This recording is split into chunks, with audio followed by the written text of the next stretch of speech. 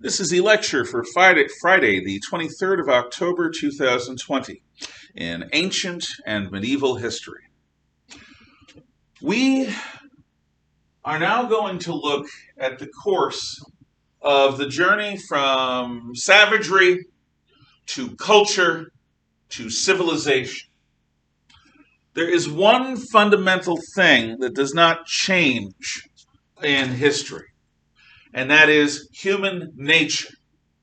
Our human nature was the same when Grod the caveman walked the earth, and will be the same when Captain Kirk the spaceman roams the heavens. We don't change. At least, history does not show any form of evolutionary progression on its own. Cultures progress through various stages, but human nature is a constant. This, by the way, is something that all sorts of Marxist historians and feminist historians and other modern woke-type social scientists and historians would argue against, because a cardinal doctrine of their faith is that by completely controlling the education of an innocent generation, sundering them from history, separating them from the truth of human existence for the last several thousand years, and teaching them only good, that somehow by doing this with total control, human nature will become purely good, as if we learn evil from others, as if we don't have a nature that's capable of evil and destructiveness ourselves. This I absolutely deny, and this I think the historical record denies. Human nature is, was, and shall be what it is. And if at some point we develop a new species of man, that may change, although you may not like it, because one person's utopia is another person's hell, and one person's perfection is another person's demoniacal quality. We are what we are as a species. Therefore, what hope is there for progress towards a better world? Well, while human nature as a whole doesn't change, individual human beings can and often do choose to fight their human nature and overcome it. Through an act of will, through a series of ordeals, they try to change. But this is an individual process. It is a process of hitting rock bottom, like an alcoholic, and realizing as you're lying there on the floor, perhaps in a pool of your own fluids, what a complete and utter mess you've made of your life. And there you are on the floor, and you've got basically three choices. One, you can die. Two, you can fight your way back into the light. Actually, really, there were only two choices at that point. The third choice, remaining the same, is just another form of choosing death. Individuals can come to a moment of epiphany where they decide that it is in their interests to change, that they have to change, that they have no choice but to try their level best to change. And even if they fail and fail and fail, they have no alternative but to keep trying, because the real alternative to change is death. But that is not a process that a group of people can do. There's no such thing as collective salvation. You cannot save a group of people despite themselves. Individuals can save themselves by choosing a new way of living. That is where our hope lies, in encouraging people through their education, through the family, and through positive relationships to choose not to lead a self-destructive and a destructive towards others life. Not to lead a life that's going to lead you to that rock bottom state on the floor. But if you refuse to listen to the namby-pamby goody two-shoes and you end up there on that floor, hope comes from our instinct to fight to survive. And when it becomes clear that survival requires you to change yourself, at that point, you're capable of embracing a new way of life, of becoming a new kind of person. So, cardinal notion of this course is that history happens involving a species whose nature doesn't fundamentally change, but where individuals and cultures and civilizations can go through phases of growth where they try to address their faults, where they try to fight the evil within, the corruption within, and where they try to transcend the circumstances of their birth and the circumstances and characteristics of their fallen human nature. Now, in this rather dark world, what is that nature? If you want to understand it, well, I guess there is no it, because human nature's complex, see? It's multifaceted. But there's one aspect of human nature that you'd better take into account, or it'll bite you. And that is, look at a 2-year-old. Look at a 2-year-old, and you will see one of the darker sides of human nature. See, want, take. Mine, my block, my ball, my toy. The 2-year-old could be playing happily in one corner of the room. And then if they have a sibling, the other sibling goes in and picks up a set of blocks that 2-year-old hasn't played with for months. And suddenly, to that 2-year-old, those blocks are the most important thing in the room. And they go for them. My blocks! That's part of human nature. That whole scene is something that 50-year-olds play out every day.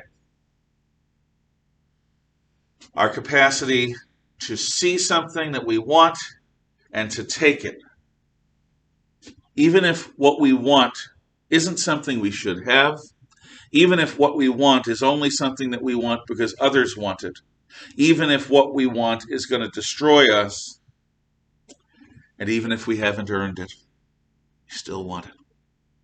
And that part of human nature helped us to survive the age of savagery. It helps us to survive in the hard times. We have a beast inside of us that won't take no for an answer, that will fight and fight and fight for what it wants. And without that aggression, we become Harvey Milquetoast and victim to a world that is hardcore, unforgiving. So that fighting spirit, that dangerous creature inside of us, is obnoxious, and it doesn't lead us down the right path, but it does have a purpose to help us survive. It helps us fight. It helps us struggle. It helps us do something other than the Buddhist, I will accept my fate. No, I will fight my fate. I will struggle against this inevitability that you talk about, and I will survive. That insistence inside of each of us is not something that we should strangle. But it is something we have to discipline if we're going to live among people. If we're on an isolated island somewhere tending a lighthouse, and there are no more jobs like that, unfortunately, you've got to suppress that. If you don't, you become a criminal. Because society will not abide people killing their way to get what they want. As if we are still savages. We're not. Society won't let us be. But we have to keep, to some extent, that savage awake and alive and aware.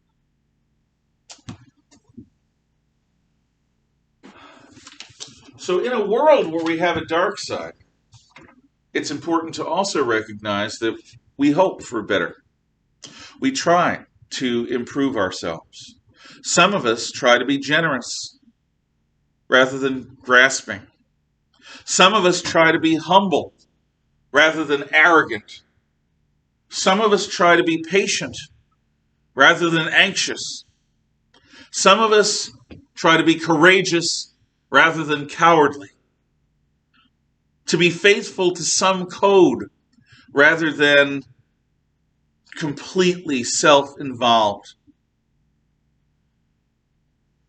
And some of us try to be honest rather than deceptive towards others and deceptive towards ourselves. This upward movement, to the extent there is one in human history, happens because not only do we have a demon inside, but we also have an angel of our better nature inside. The Romans had a god, a pagan god, Janus, that had two faces on either side of the head, representing the duality that exists in all of us. There's a reason why the Persians believed that human choice would determine the fate of the universe, because human choice can either choose good or evil. Some of us choose evil, and some of us choose good. And some of us try to choose good and end up doing evil regardless. Many of us are in a 2 steps forward, 1 step back type of progress, where we struggle and struggle and struggle to become a better person and to do better things, and then we backslide. And then we've got to deal with the despair of that backslide and then overcome it and make another step forward and a second step forward, and then we're there, and then we backslide again. 2 steps forward, 1 step back. But if we accept the challenge of life, and this is the truth of charter, it isn't that Dr. Proser just invented a concept out of whole cloth like Athena coming out of the forehead of Zeus. No. Accepting the challenge is one of the keys to a happy life. Not just a successful life, a happy life. Because if you are true to your dreams, if you are true to ambitious, big dreams about your life, and if you do what you can to prepare yourself for the harsh struggles that big dreaming involves, that making big dreams happen entails, then you're going to fight, you're going to accept the challenge, and you're going to get your butt kicked again and again and again. Just because you have big dreams and ambitions and live in a free country, don't expect an easy success. That's nonsense. Life is harsh, and you have to be willing to step up. That takes guts, and that's why freedom is only for the brave. Because somebody who's fearful and lets their fear dominate them will never try to live their big dreams. They'll try to fit in and avoid conflict. No. Accepting the challenge of life means having integrity. It means being true to yourself, to your dreams, to test those dreams out, to try them and fail, and try them and fail, and keep trying until you learn to dream differently or until you have succeeded. And dreaming differently doesn't mean accepting defeat. It means altering your dreams so it's something that you can achieve. So within this context, people who have and do live the dream have 3 questions they have to contend with, just as you do. This is throughout history. What is worth living for? Jews keep kosher. Muslims keep halal. Dietary codes and behavior codes that keep them holy, which means separately dedicated to God. The Amish and the Mennonites keep separate from the world in an attempt to lead good, simple lives, holy lives, separate, dedicated to God. What to you is worth living for? Anything? You may or may not know this yet, but hopefully over time you will develop answers to this question. What's worth living for? Your friends, your loved ones, your family, your girlfriend or boyfriend? What's worth living for? Your religious faith? Your country? Worth living for means following certain rules, accepting certain limits on your freedom of choice, working hard instead of playing easy. What's worth dedicating your life to? What's worth it? A career in law? A career in engineering?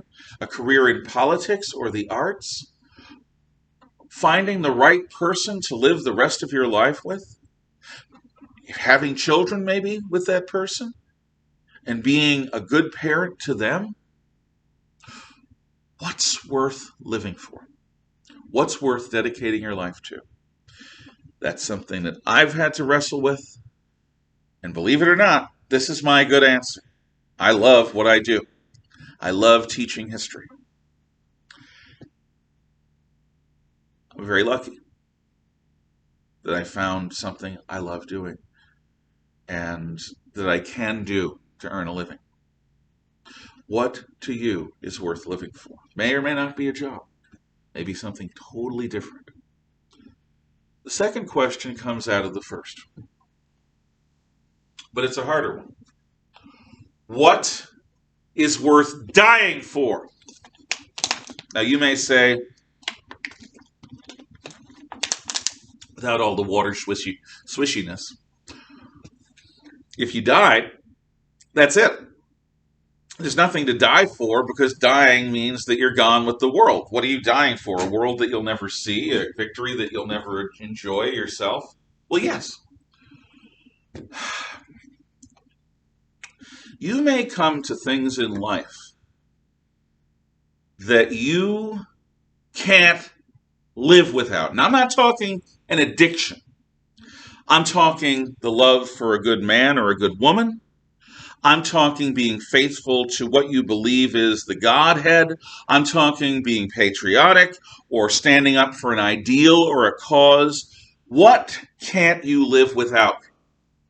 Patrick Henry, before the American Revolution, famously says, "Give me liberty or give me death," saying absolutely bald-faced that without liberty, life is not worth living. Socrates famously says that an unexamined life is not worth living. That looking at your life and trying to figure it out and trying to understand it is what makes life exciting and interesting. What do you need to make life worth living? And therefore, what would you risk death for in order to preserve it?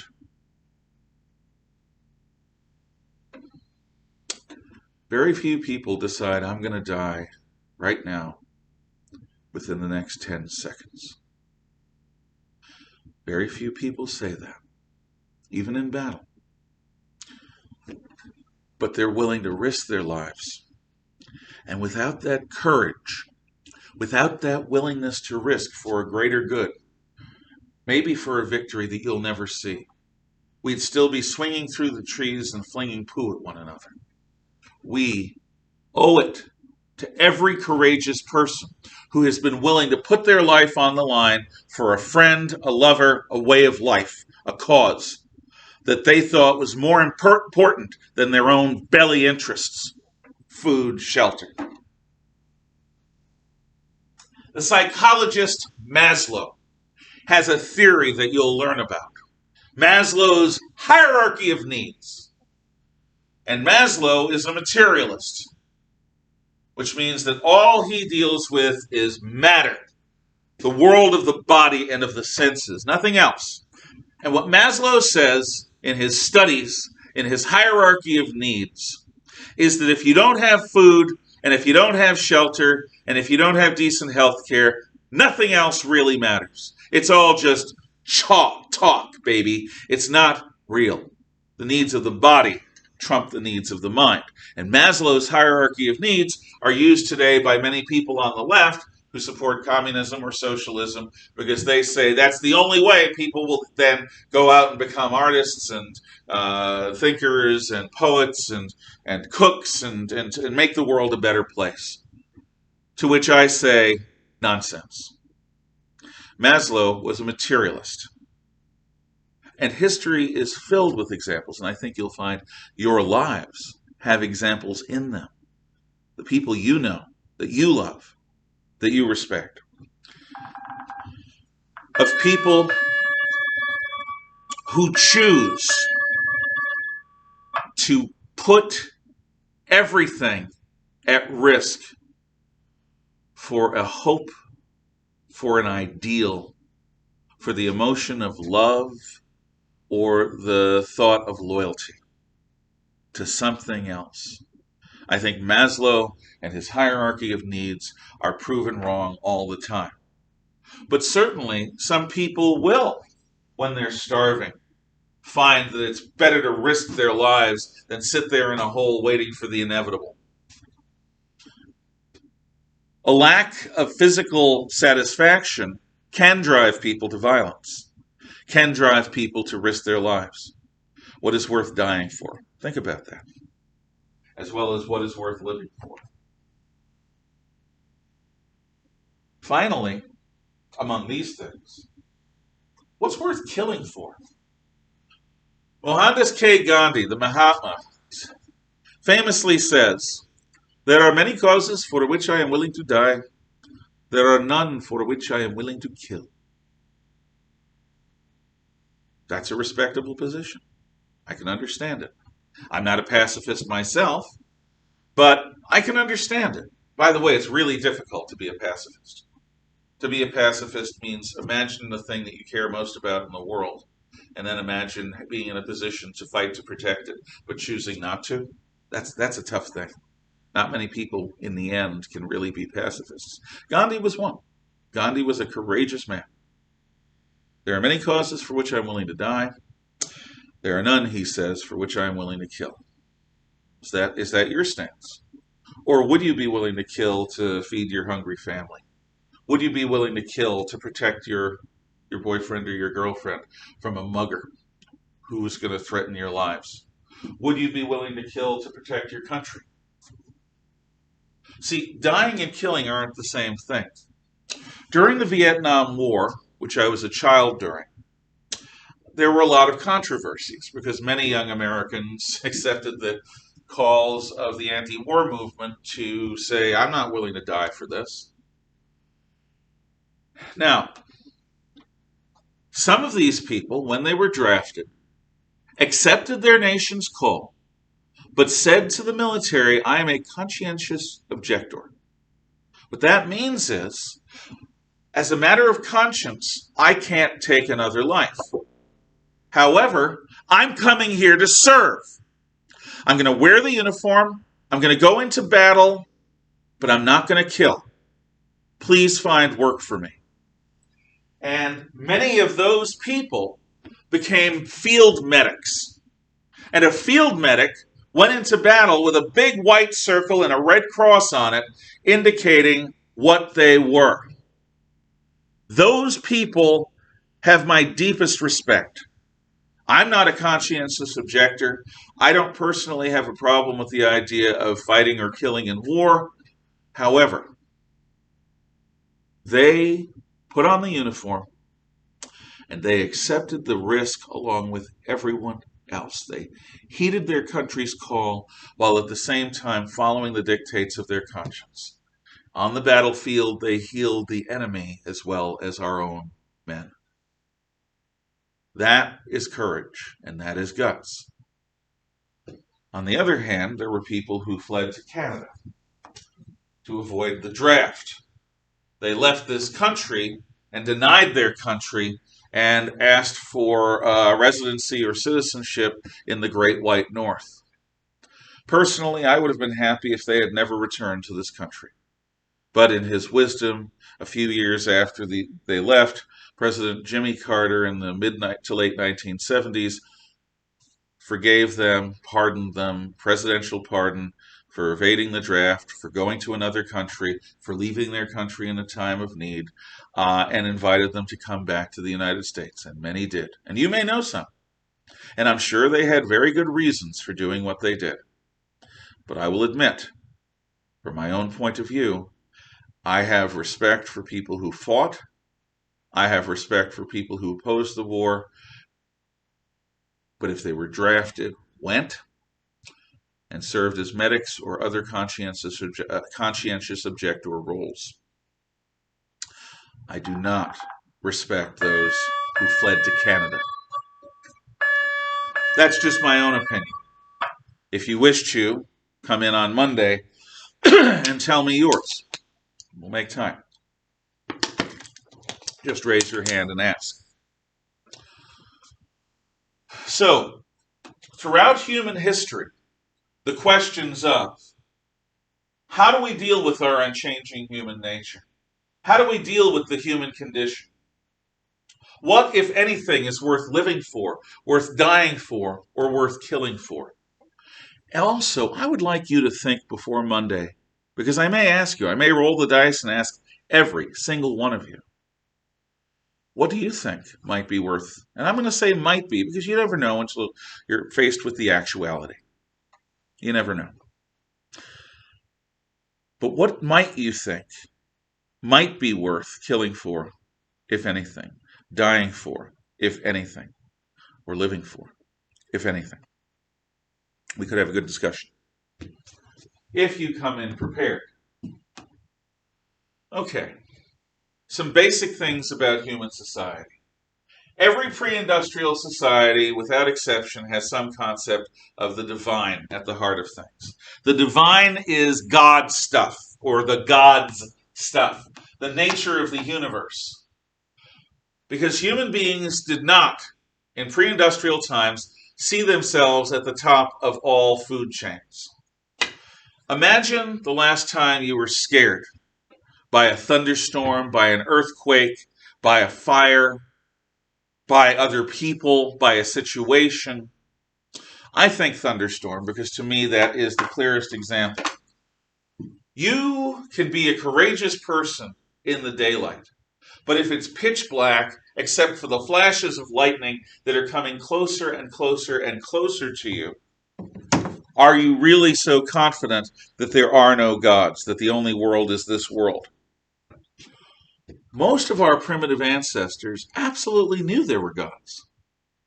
They knew it because they understood bone deep how incompetent we are as a species, how incapable we are of facing life on our own.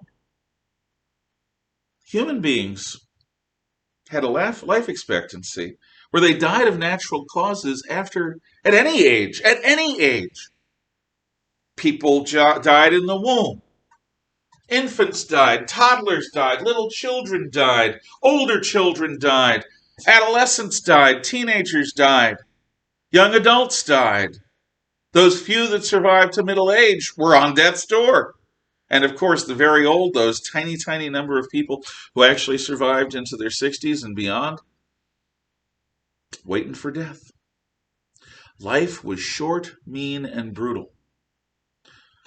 In a world where you could be taken out by an invisible enemy like a plague, or by an injury that gets infected, where you experience thunderstorms, where you look deep into the nighttime sky most every night, in a world where you weren't comfortable in an electrically powered home with all sorts of conveniences to make you comfortable, in a world where your next meal was uncertain, but what was certain was you were going to work hard tomorrow, like you worked today, like you worked yesterday, for your daily bread. And maybe your daily bread would literally be that, a little bit of bread and a little bit of salt, and that's all you get to eat. In a world where life is uncertain, the existence of some kind of divine power was not questioned. Now, the nature of that power changed from society to society. And we're going to talk about that when we talk about the complex institutions of religion. But don't assume the industrial and post-industrial notions of materialism and utopianism. These industrial era ideas. Let's start with utopianism. Utopianism is the belief that we human beings are clever enough and self-disciplined enough to imagine what a genuine, perfect world would be like, to then design a step-by-step recipe from how we get from here to there, to redesign our own human nature to adapt so that by the time we human beings arrive at utopia, we're fit to live there. Because I've never met anyone in this world fit to live in utopia. That is an industrial era idea, rooted in what the ancients all around the world would call human pride. Do we know ourselves well enough to redesign ourselves? Can we, finite beings, imagine something like a perfect world that would be perfect, not just for the person who designed it and ran it, but for everyone who lived in it? Can you imagine that? I can't. But I'm not a utopian. Understand, the ancients weren't either. They did not believe that human beings had the capability, the wisdom, the strength of purpose to decide, today I will be a genius. Today I will be good. Today I will lead a new life and I will build a new and better world. And that we had the capacity to go on day after day making those choices until they became utopia. Now, the ancients would have scoffed at that as folly.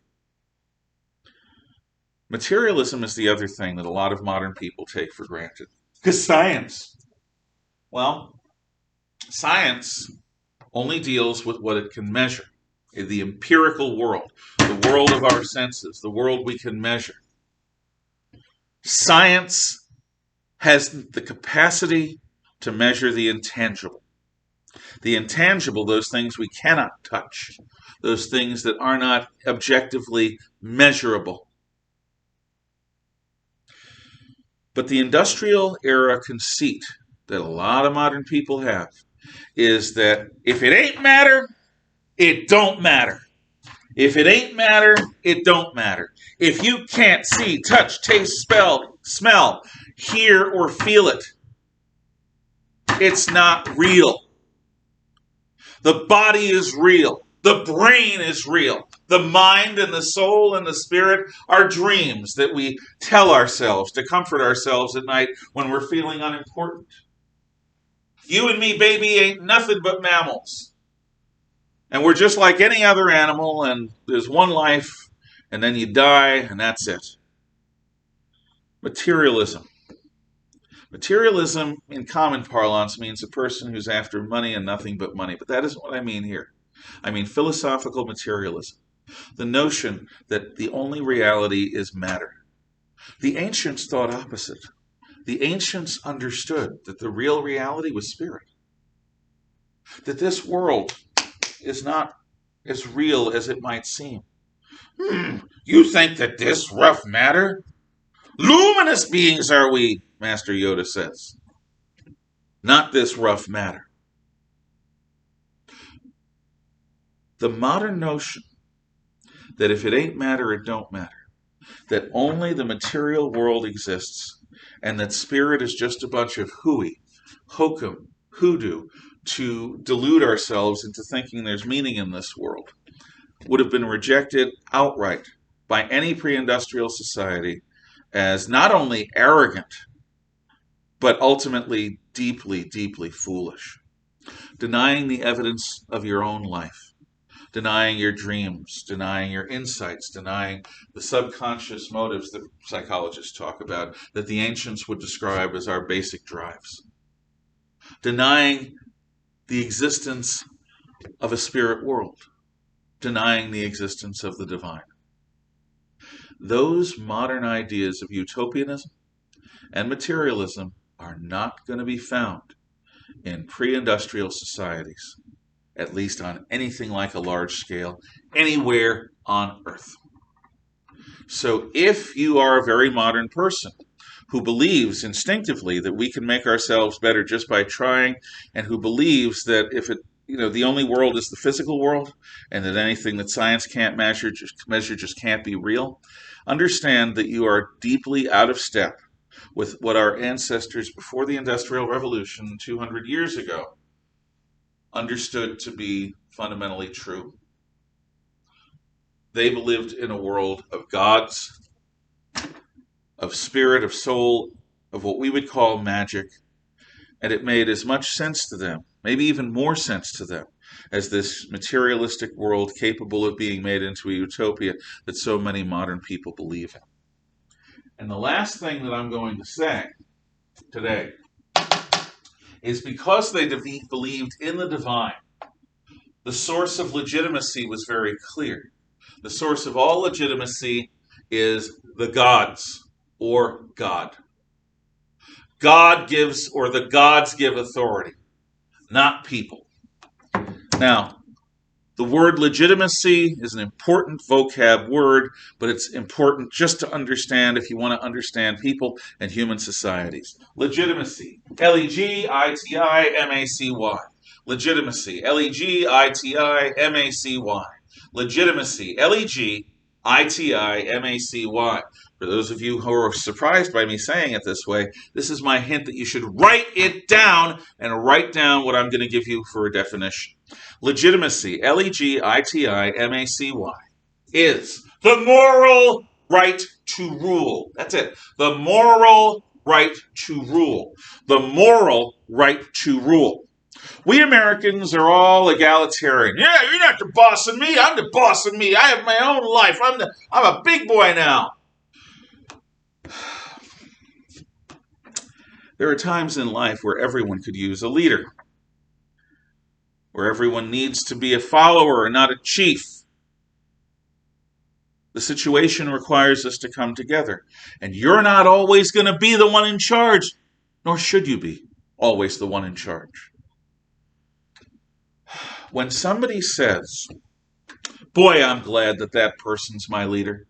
Boy, I am lucky to have that person be the boss of me. That's legitimacy. It's a feeling of loyalty that makes people who are just as free-spirited and just as independently minded as you or I say, it is right and it is good that that person is the boss of me right now in this circumstance. I am better off under their authority and under their orders than I would be on my own. That's legitimacy. And human beings, despite the prideful popular culture that says that anyone who does that is a brown nose or is some kind of throne sniffer or is some kind of weak-willed sycophant, that's nonsense. In the crises that comprise real life, having a good leader, having somebody worth following, somebody with common sense, somebody with patience, somebody who's wise and brave, somebody who understands, maybe better than you. Having someone like that in your life, who you can trust, it's pricelessly valuable. And it can keep you alive, and it can keep your loved ones alive. The moral right to rule, legitimacy, Legitimacy, the moral right to rule. And the source of legitimacy in pretty much all of these pre-industrial societies is God or the gods, or the fundamental primal powers of the universe.